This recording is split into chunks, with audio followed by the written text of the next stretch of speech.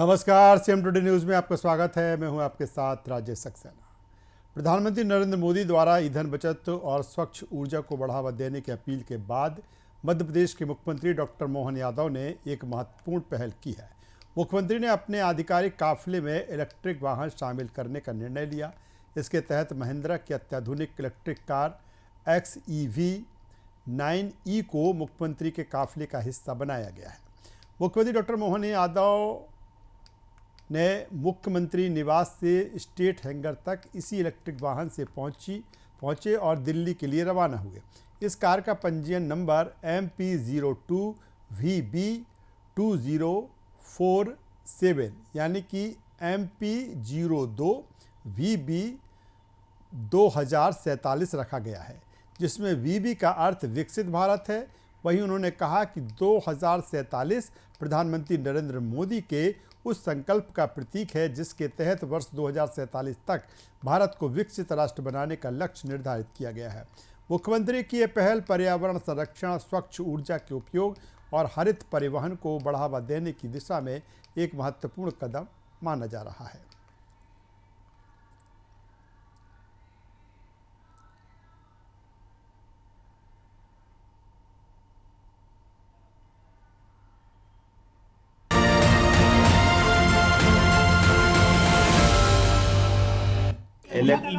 Electric vehicle को अपना करके आज हमने माननीय प्रधानमंत्री के उस भाव को जनता के बीच ले जाने का प्रयास किया है कि जब हम अपने खुद के वाहन साधन में नए दौर के नए समय के हिसाब से पेट्रोल डीजल के बजाय इलेक्ट्रिक व्हीकल को अपनाएं और उसी के आधार पर हम अपने राज्य की भी वित्तीय व्यवस्था में मदद भी करें और आने वाले 2047 के लिए भी इन सारी बातों के प्रतिबद्धता के बलबूते पर समाज में संदेश दें।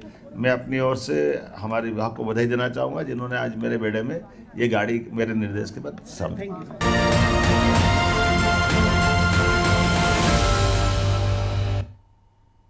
डबल इंजन सरकार के समन्वित प्रयासों से मध्य प्रदेश में विकास कार्यों को लगातार नई गति मिल रही है। इसी क्रम में केंद्रीय मंत्रिमंडल की आर्थिक मामलों की समिति ने प्रदेश के लिए 4,415 करोड़ 60 लाख रुपए की महत्वपूर्ण सड़क निर्माण परियोजना को मंजूरी दी है।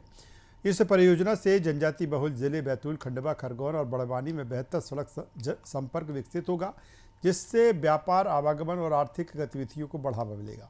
साथ ही हजारों लोगों के लिए रोजगार के नए अवसर भी सृजित होंगे। मुख्यमंत्री डॉक्टर मोहन यादव ने इस महत्वपूर्ण सौगात के लिए प्रधानमंत्री नरेंद्र मोदी और केंद्रीय मंत्री नितिन गडकरी का आभार व्यक्त किया है।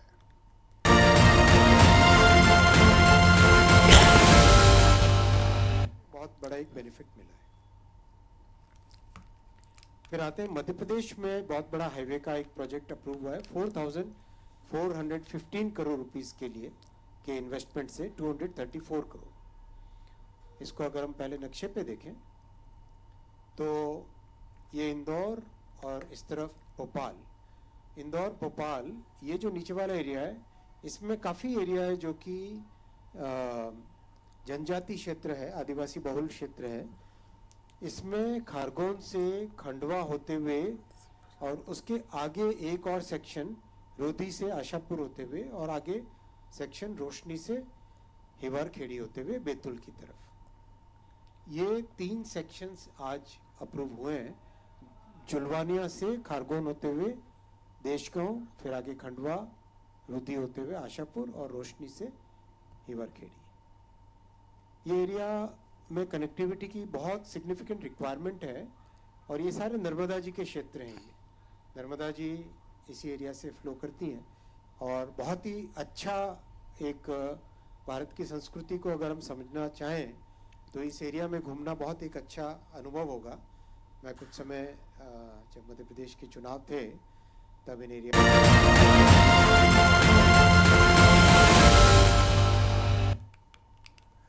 दिल्ली में हुए भीषण अग्निकांड पर मध्य प्रदेश के मुख्यमंत्री डॉक्टर मोहन यादव ने गहरा शोक व्यक्त किया। मुख्यमंत्री ने इस हादसे को अत्यंत पीड़ादायी और हृदय विदारक बताते हुए कहा कि रेस्टोरेंट में आग लगने से कई लोगों की असमय मृत्यु होना बेहद दुखद है। उन्होंने दिवंगतों को श्रद्धांजलि अर्पित करते हुए बाबा महाकाल से प्रार्थना की कि सभी दिवंगत आत्माओं को अपने श्री चरणों में स्थान प्रदान करें।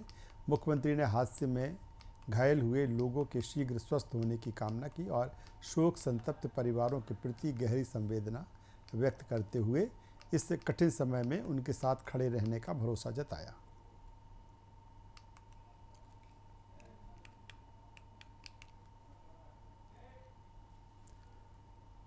बदलते दौर के साथ मध्य प्रदेश भी तेजी से डिजिटल सुशासन की दिशा में आगे बढ़ रहा है। मुख्यमंत्री डॉक्टर मोहन यादव के नेतृत्व में प्रदेश में तकनीक आधारित सेवाओं का विस्तार किया जा रहा है, जिससे आमजन को अधिक पारदर्शी, सरल और त्वरित सुविधाएं मिल रही हैं। इसी क्रम में साइबर तहसील 2.0 पहल प्रशासनिक प्रक्रियाओं को आधुनिक और प्रभावी बनाने का महत्वपूर्ण माध्यम बनकर उभरी है। इसके जरिए नागरिकों को राजस्व संबंधी सेवाएं ऑनलाइन और सुविधाजनक तरीके से उपलब्ध हो रही हैं। डिजिटल नवाचार के इस अभियान से शासन में पारदर्शिता बढ़ी है तथा जनता और प्रशासन के बीच विश्वास भी मजबूत हुआ है।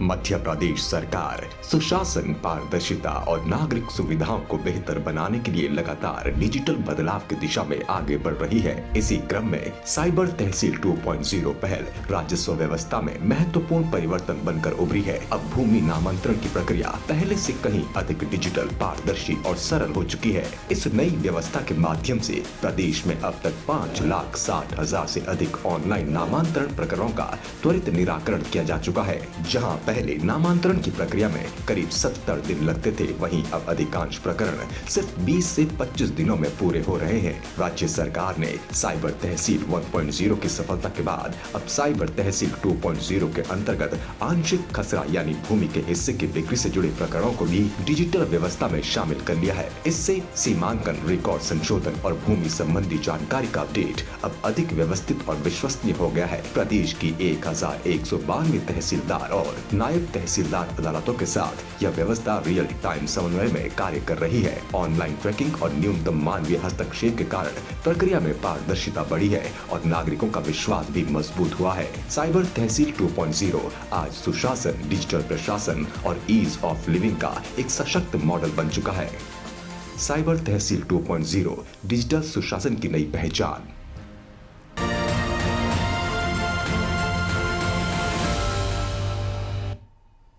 सिंघस 2028 केवल एक धार्मिक आयोजन नहीं बल्कि सनातन संस्कृति, आध्यात्मिक चेतना और भारतीय जीवन दर्शन का विराट महापर्व होगा।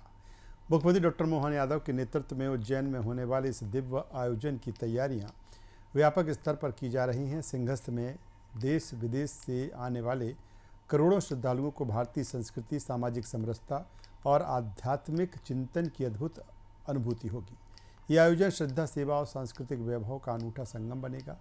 आधुनिक सुविधाओं और सुव्यवस्थित व्यवस्थाओं के साथ सिंघस 2028 को इतना भव्य और अभूतपूर्व बनाया जा रहा है कि इसकी स्मृतियां सदियों तक याद की जाएंगी।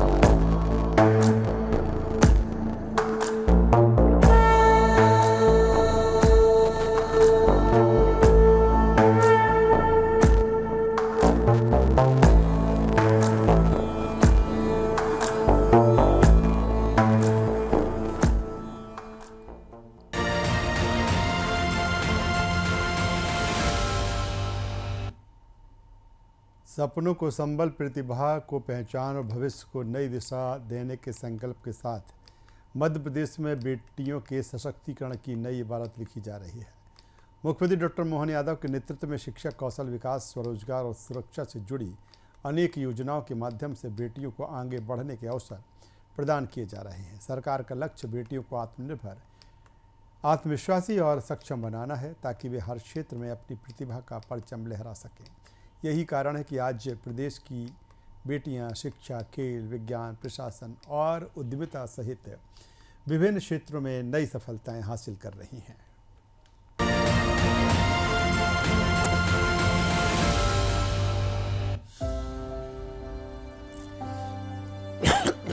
मध्य प्रदेश की महिलाएं केवल सहभागी नहीं है, विकास की अग्रदूत बन चुकी है।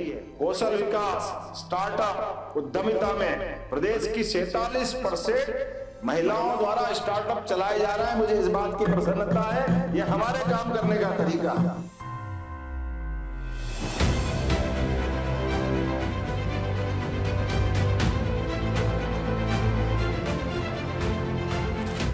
देश के हृदय मध्य प्रदेश में बेटियां अब आत्मविश्वास के साथ आगे बढ़ रही हैं। कौशल विकास के साथ वे अपने सपनों को साकार कर रही हैं। मुख्यमंत्री डॉक्टर मोहन यादव के नेतृत्व में महत्वाकांक्षी योजनाओं से बेटियों को नई पहचान तो मिल ही रही है, साथ ही उन्हें उद्योगों की जरूरत के अनुसार आधुनिक प्रशिक्षण भी मिल रहा है। प्रदेश में 934 ITI हैं, जिनमें 290 शासकीय और 644 निजी ITI शामिल हैं। वर्ष 2025 के सत्र में शासकीय ITI में 94.55% प्रवेश हुआ। यह अब तक का सर्वाधिक प्रवेश प्रतिशत है। महिलाओं की भागीदारी बढ़ाने के लिए शासकीय ITI में 35% सीटें महिलाओं के लिए आरक्षित की गई हैं। मौजूदा समय में 71 आधुनिक ट्रेड्स में 15,000 से अधिक बेटियां प्रशिक्षण ले रही हैं। Computer operator and programming assistant, stenographer Hindi और इलेक्ट्रीशियन जैसे ट्रेड में बड़ी संख्या में बेटियां कुशल होकर आत्मनिर्भर बन रही हैं। महिलाओं के लिए सुरक्षित और बेहतर वातावरण सुनिश्चित करने के लिए प्रदेश में 7 शासकीय महिला ITI और 56 संस्थानों में छात्रावासों की सुविधा उपलब्ध कराई जा रही है, जिससे दूर दराज के क्षेत्रों की बेटियों को भी नए अवसर मिल रहे हैं। अब बेटियां केवल सपने नहीं देख रहीं, बल्कि उन्हें साकार कर अपनी नई पहचान भी गढ़ रही हैं।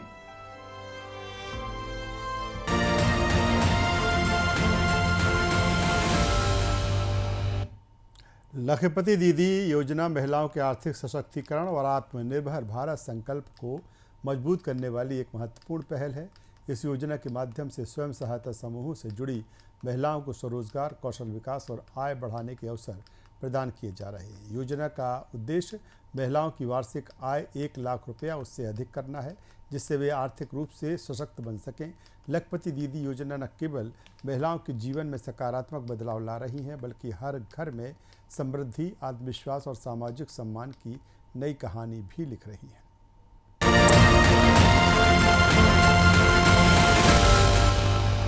ट्रैक्टर से लेकर ड्रोन तक, गैस से लेकर पेट्रोल रिफिलिंग तक, सब क्षेत्र में कौन सा क्षेत्र छूट रहा है? कैफे से लेकर मार्केट तक का टारगेट पूरा करने में अव्वल अचार, पापड़ और तमाम अन्य छोटे छोटे उद्योगों के बलबूते पर कितनी बड़ी संख्या है। वर्तमान में 5 लाख से ज्यादा स्वयं सहायता समूह की बहनें आपकी एक साथ एकजुटता के बलबूते पर इस प्रकार से काम कर रही है, और उसमें भी आर्थिक रूप से सशक्त होने वाली श्रेणी भी 12 लाख से ज्यादा बहनें लखपति दीदियां हो गई। मैं आपको बधाई देना चाहता हूं। मध्य प्रदेश में महिलाओं के आर्थिक सशक्तिकरण की दिशा में एक बड़ा बदलाव देखने को मिल रहा है। राज्य में लखपति दीदी योजना ग्रामीण महिलाओं के जीवन में समृद्धि की नई कहानी लिख रही है। इस महत्वाकांक्षी योजना का उद्देश्य स्व सहायता समूह से जुड़ी महिलाओं को आत्मनिर्भर बनाते हुए उनकी सालाना आय को कम से कम 1 लाख रुपए तक पहुंचाना है।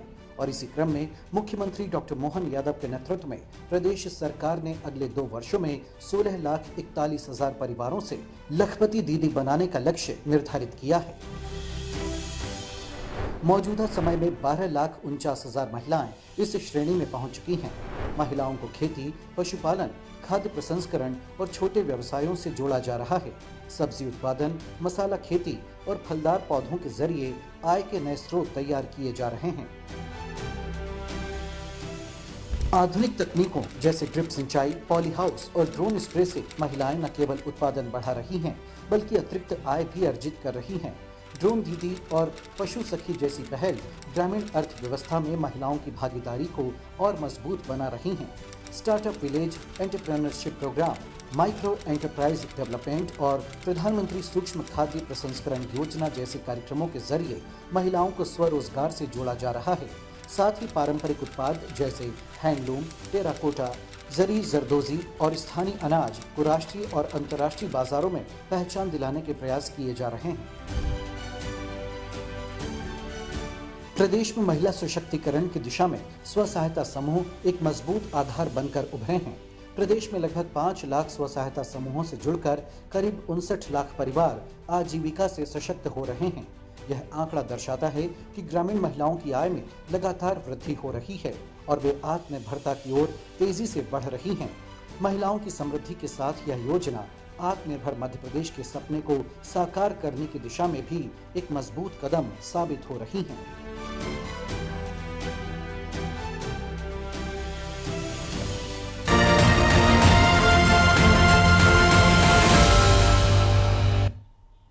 मुख्यमंत्री सुगम परिवहन सेवा योजना प्रदेश में सार्वजनिक परिवहन व्यवस्था को नई दिशा देने जा रही है। इस महत्वाकांक्षी योजना के माध्यम से गांवों और शहरों के बीच बेहतर एवं सुलभ कनेक्टिविटी सुनिश्चित की जाएगी।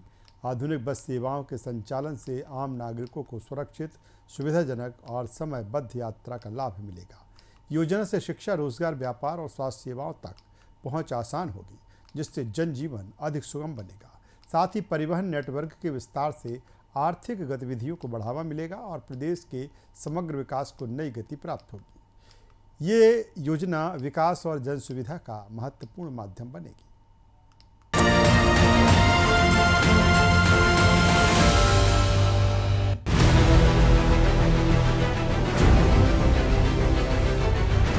बेहतर लोक परिवहन सिर्फ एक सुविधा नहीं बल्कि प्रदेश के विकास और जनजीवन को गति देने का मजबूत माध्यम है। इसी सोच के साथ मध्य प्रदेश सरकार जल्द शुरू करने जा रही है मुख्यमंत्री सुगम परिवहन सेवा योजना, जो ग्रामीण क्षेत्रों में बेहतर कनेक्टिविटी के साथ ही नागरिकों को सुगम और सुरक्षित परिवहन सुविधा प्रदान करेगी। योजना को 2 चरणों में संचालित किया जाएगा। प्रथम चरण में प्रदेश के 7 प्रमुख क्षेत्रों में 1164 नए मार्ग विकसित किए जाएंगे, जिन पर लगभग 5206 बसों का संचालन होगा। अगले 2 वर्षों में इस योजना का चरणबद्ध विस्तार भी किया जाएगा, जिससे ग्रामीण और दूरस्थ क्षेत्रों तक भी सुरक्षित और नियमित परिवहन सुविधा पहुंच सकेगी। साथ ही बेहतर निगरानी और संचालन के लिए आधुनिक इंटेलिजेंट ट्रांसपोर्ट मैनेजमेंट सिस्टम भी स्थापित किया जाएगा, क्योंकि मध्य प्रदेश सरकार का संकल्प है हर नागरिक तक सुरक्षित और सुगम परिवहन पहुँचाना।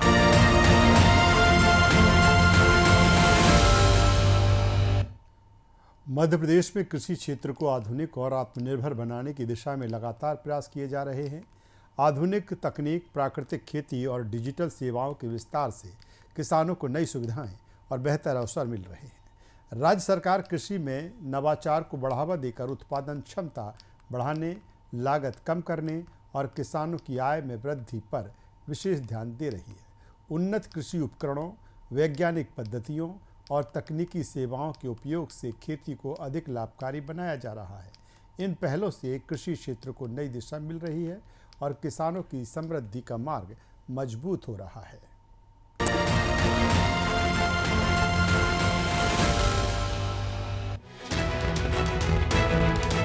हमारी सरकार किसानों की खुशहाली और उनकी समृद्धि के लिए प्रतिबद्ध होकर कार्य कर रही है। हम न केवल उनकी आर्थिक उन्नति के लिए संकल्पित हैं, बल्कि उनके जीवन में सुख और आनंद के सूर्योदय का प्रयास कर रहे हैं। किसानों की आमदनी बढ़ाए बिना प्रदेश के सर्वांगीण विकास की कल्पना अधूरी है। परंपरागत खेती के साथ नवाचार और आधुनिक तकनीक का संगम, यही बन रहा है किसानों की समृद्धि का नया आधार। आत्मनिर्भर मध्य प्रदेश की दिशा में अब खेती में भी बदलाव की बयार है। मुख्यमंत्री डॉक्टर मोहन यादव के नेतृत्व में कृषि को लाभ का व्यवसाय बनाने की दिशा में अनेक प्रयास किए जा रहे हैं। कृषि कल्याण वर्ष के अंतर्गत खरीफ 2026 के लिए प्रदेश में नवाचार प्रबंधन अभियान की शुरुआत की गई है। इसका उद्देश्य है किसानों को आधुनिक कृषि पद्धतियों से जोड़ना और उनकी आय में वृद्धि सुनिश्चित करना। अभियान के तहत प्राकृतिक और जैविक खेती को बढ़ावा दिया जा रहा है। 2 लाख हेक्टेयर क्षेत्र को रसायन मुक्त खेती के अंतर्गत लाने का लक्ष्य है। इसके अंतर्गत किसानों को निःशुल्क जैविक इनपुट, प्रशिक्षण और प्रमाणीकरण की सुविधा दी जा रही है। दूसरी ओर डिजिटल तकनीक भी किसानों की ताकत बन रही है। एमपी किसान ऐप और ई कृषि यंत्र अनुदान पोर्टल के माध्यम से 15 लाख किसानों को मौसम, मंडी भाव और फसल प्रबंधन की रियल टाइम जानकारी मिल रही है। इसी के साथ जल संरक्षण की दिशा में अहम कदम उठाते हुए पर ड्रॉप मोर क्रॉप योजना के तहत 50,000 हेक्टेयर में ड्रिप और स्प्रिंकलर सिस्टम स्थापित किए जा रहे हैं। साथ ही खेत तालाब निर्माण पर 90% तक अनुदान दिया जा रहा है। फसल विविधीकरण को बढ़ावा देते हुए दलहन, तिलहन और मोटे अनाज यानी श्री अन्न को प्राथमिकता दी जा रही है ताकि किसानों को अधिक लाभकारी विकल्प मिल सके। कम लागत और बेहतर आय के लिए किसानों को बाजार से जोड़ने के लिए 450 नए किसान उत्पादक संगठन FPO गठित किए जा रहे हैं, जिससे किसानों को ग्रेडिंग, प्रोसेसिंग और निर्यात के बेहतर अवसर मिलेंगे। नवाचार प्रबंधन का यह अभियान खेती का तरीका ही नहीं बदल रहा, बल्कि किसानों की सोच, आय और भविष्य तीनों को नई दिशा दे रहा है। कम लागत, अधिक उत्पादन और उपज का बेहतर मूल्य, यही है आत्मनिर्भर मध्य प्रदेश की पहचान।